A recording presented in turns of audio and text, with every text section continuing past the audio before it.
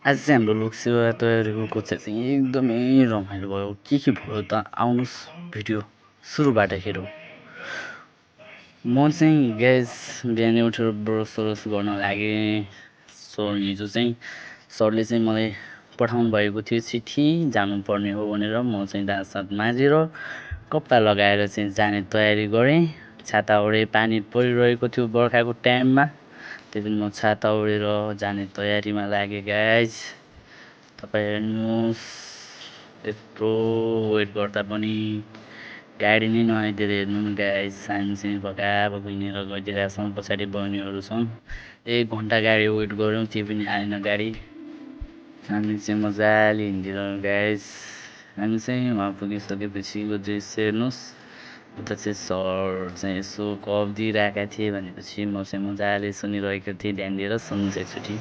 सौभाग्यको कुरा हो, मैले आफ्नो क्लास सुरु गरेँ।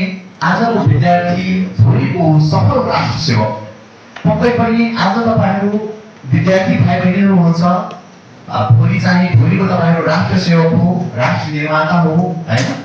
भोलि तपाईँहरू ठुलो भइसकेपछि विभिन्न विधामा तपाईँहरूको उपस्थिति रहनेछ। एउटा भनाइ छ, लक्ष्य के लिनु उडी छुनु चन्द्रमा एक।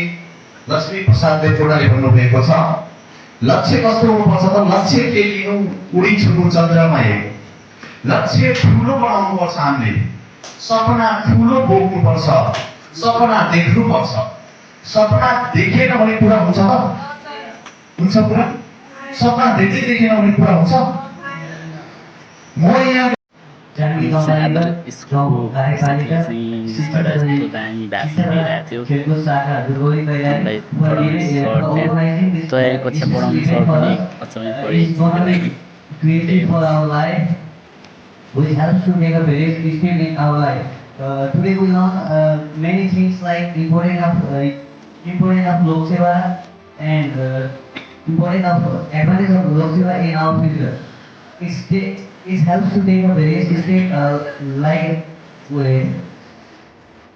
हाम्रो चाहिँ क्लास सकेपछि हामी चाहिँ क्लासबाट बाहिर निक्ल्यौँ। पालो हाम्रो चाहिँ पारातिर यस्तै थियो। मजाले सिलपारामा निक्लिरहेको थियौँ हामी केटाहरू। गर्मी चाहिँ लास्ट थियो गाइज। भिडियो मन पऱ्यो भने लाइक कमेन्ट र सेयर गरिदिनु होला। Thank you for watching my video guys. Bye by.